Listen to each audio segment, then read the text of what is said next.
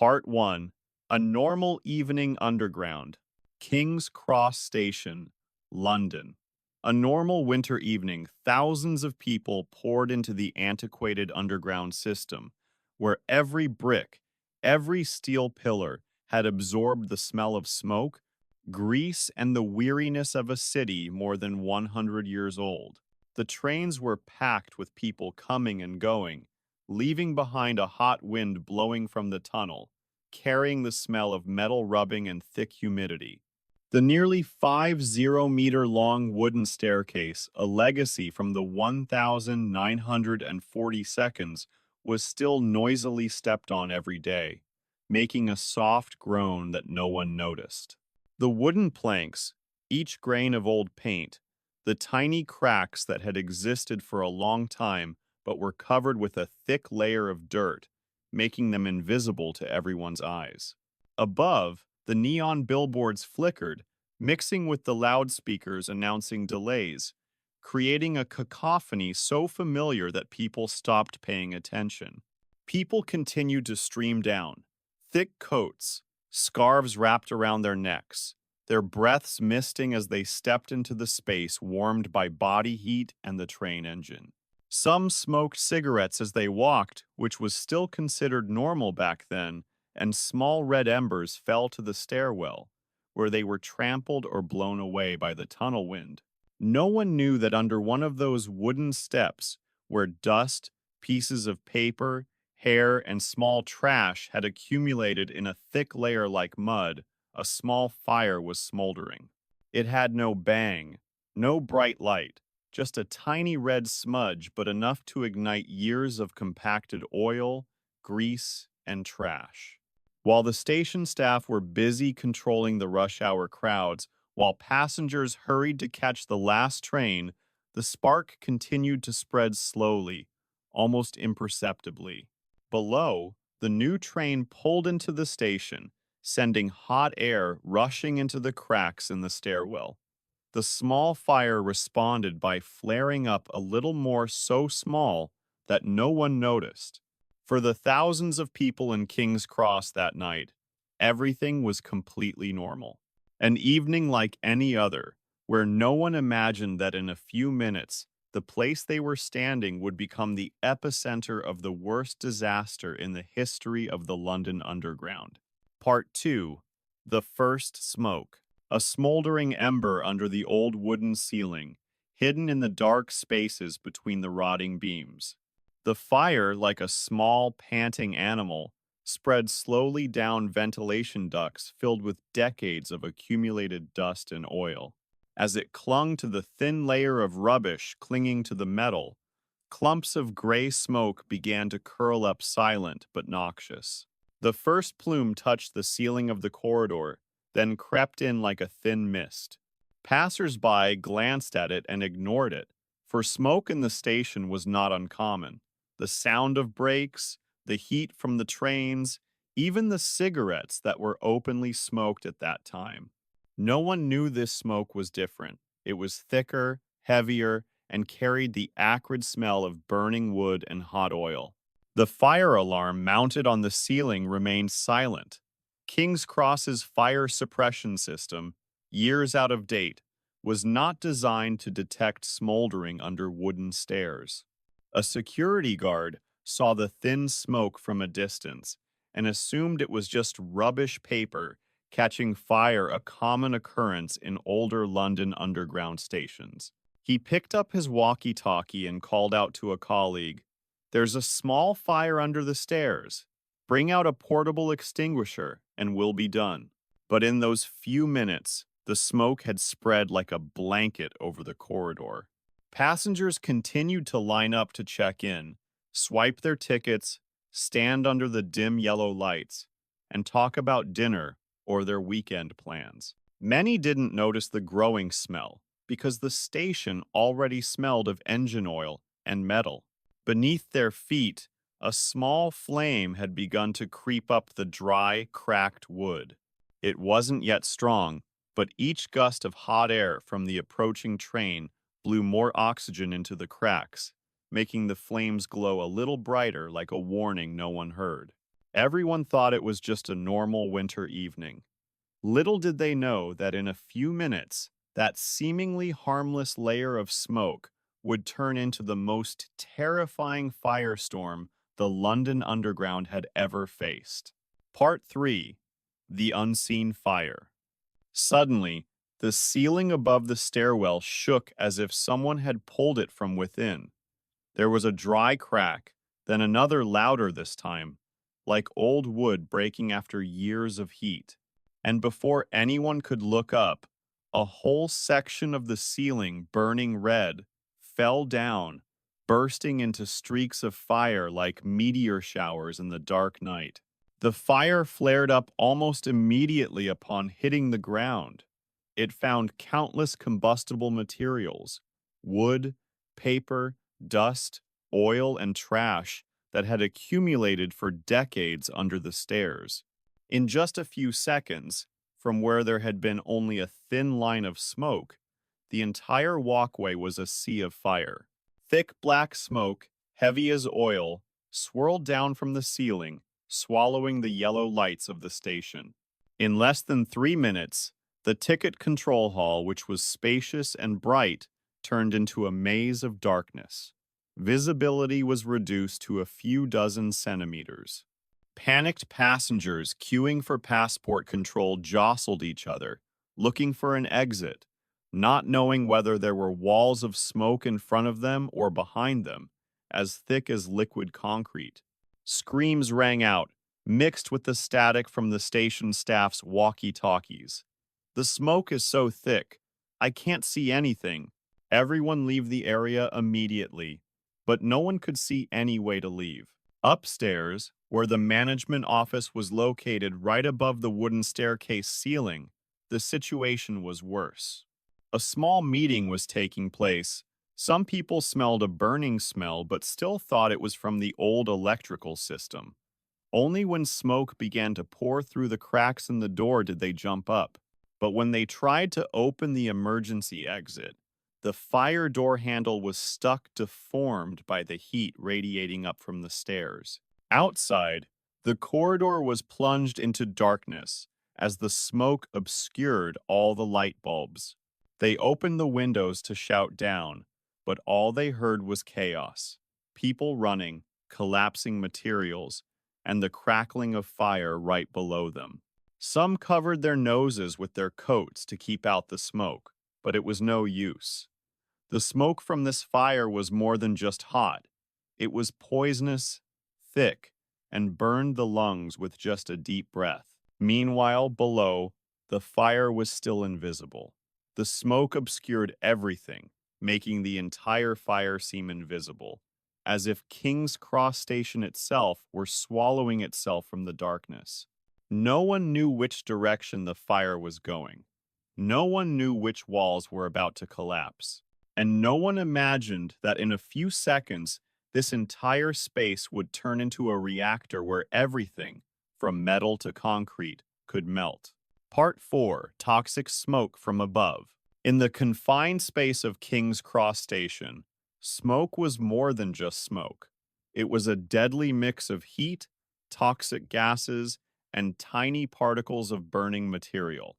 As the ceiling and acoustic panels caught fire, the synthetic materials inside began to decompose, releasing hydrogen cyanide and carbon monoxide, two gases that could kill a person within minutes with just a deep breath. No one in the crowd below knew that what they were trying to inhale through scarves, shirts, or rolled-up sleeves was a deadly gas listed in chemical warfare literature. People felt only a burning sensation in their throats, a stinging in their eyes, and a dizzying drunkenness, the first signs of cyanide poisoning. Some collapsed right next to the ticket counter. Others tried to crawl toward the glimmers of light on the walls, but the further they walked, the denser the smoke became. In less than 10 minutes, 17 people were dead, mostly not from the fire, but from the thick layer of toxic gas that poured down from above, filling every path. They weren't burned. They were just losing consciousness, sinking into darkness as their lungs stopped receiving oxygen. For many, death came so quietly that they were left trying to find a way out. The rescue team rushed into King's Cross Station as if they were rushing into another world. Many firefighters were used to fire, but the smoke here was something else entirely: white, thick as milk, curling down from the ceiling like a poisonous liquid in layers.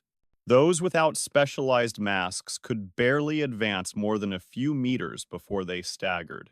They were forced to crawl along the floor, feel along the walls, use their hands to search for people in a space where the eye could barely see more than a hand's breadth. Every meter they advanced felt like their chests were being squeezed by the heat. The radio kept getting jammed with static, and only a few words could be heard. Temperature rising, nothing seen, someone collapsed, pulling them out. When the first people were pulled out of the lobby, their faces were covered in white soot, their hair was singed, their breathing was weak. Some were placed on the cold ground of the station entrance.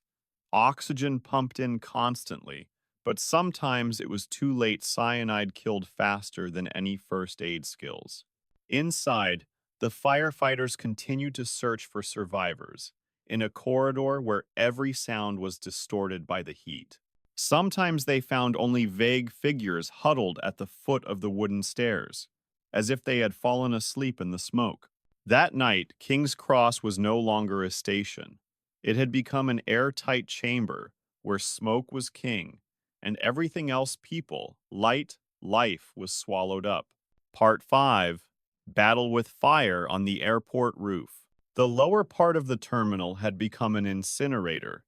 The heat and toxic fumes made any attempt to approach from the ground a suicide mission. So the firefighters were forced to change tactics. They climbed onto the airport roof, where the giant glass panels and spiderweb-like steel frames vibrated with the intense heat rising from below. From above, smoke billowed up like columns of steam, each layer so thick that it was impossible to distinguish between real clouds and toxic gases from burning materials. The fire crew had to tie up safety ropes and crawl close to the roof to find a place to break. When they used rescue hammers to hit the fireproof glass panels, the heat below was so strong that their breathing masks burned. The glass cracked into thousands of tiny pieces before exploding. Immediately after, a column of fire nearly 3 meters high shot straight into the sky like a newly opened volcano. The temperature below was recorded to exceed 900 degrees Celsius, enough to make the steel bend like wax. Large steel beams bent centimeter by centimeter, emitting a long groan, like the sound of metal about to shatter. The firefighters had to jump back every time the roof frame structure made a threatening crackling sound. Some areas of the roof sagged significantly. If they stood in the wrong place, they could fall straight into the heart of the sea of fire below. As the water crews deployed their hoses from above, the water vaporized into white mist as it touched the hot steel. Strong winds blew the vapor across, reducing visibility to a misty white, but so hot it felt like needles pricking your skin. Air traffic control ordered all flights canceled for the night. Airbuses and Boeings were held on the runway, with no takeoffs or landings allowed. From a distance, evacuated passengers huddled behind security fences could see the Dusseldorf sky turn orange-red, tinged with fire, and reflected in the thick smoke billowing into the air. Many later said they saw flames rising high above the clouds. German television cameras captured scenes of sections of roofs burning red, like a giant blast furnace being opened. Rescue helicopters circled outside but could not get close because the heat rose in waves like the breath of a monster. Minute by minute, the firefighters struggled between two poles. Below was the Inferno, above was the roof of the structure that was in danger of collapsing. They sprayed water in waves, cooled down each area, tried to open vents big enough to let the smoke and heat escape, to relieve the pressure on the red-hot steel structure. The sky over Dusseldorf that night was no longer a sky. It was a giant sea of smoke, where the orange rays of fire pierced through layers of dark clouds like knives. The whole city could smell burning plastic and toxic gases drifting on the wind.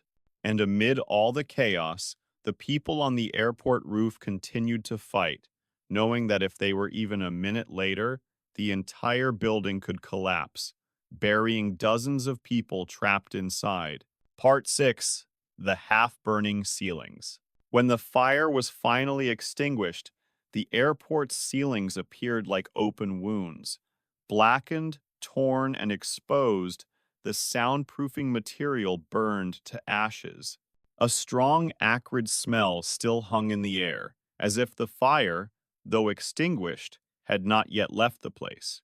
Investigators walked through the rubble, carrying flashlights and masks, tracing each collapsed ceiling panel, each twisted steel bar, looking for answers to the tragedy that had claimed the lives of dozens of people.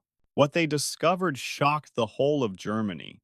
The soundproofing material used in the airport ceiling, which had been advertised as safe, was actually extremely flammable.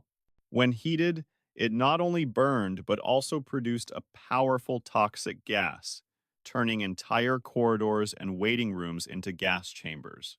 Worse still, the design of the ceiling accidentally created large, chimney-like cavities, allowing the fire to spread uncontrollably in just a few minutes. Investigating engineers simulated the entire process and came to a chilling conclusion. Just a small spark in that exact spot, just one, would have been enough to set the entire roof of the terminal ablaze. What was particularly remarkable was that there was no automatic sprinkler system in the area, a shortcoming that was explained as high cost and unnecessary when the airport was built. These reasons, after the disaster, became evidence of fatal complacency. When the investigation report was released, the German government immediately changed all airport safety regulations nationwide. Old soundproofing was removed, automatic fire suppression systems were added, and the ceiling design was adjusted to no longer create a fire cavity. A series of surprise checks were carried out at airports large and small, as if the entire country were trying to patch up a hole in its trust. But for the victims' families, the new regulations could not bring their loved ones back. After the memorial service, they returned to the airport, standing under half-burned ceilings that still smelled of tar and black coal. New walls erected to cover the damage could not hide the feeling that this was the last stop for their loved ones. One mother said, "Just one spark, just one, and it took my child's life." In that silence, people realized the cruelest truth of the disaster. It was not the billowing flames that killed them, but the long-standing decisions, the cheap materials, the ignored warnings.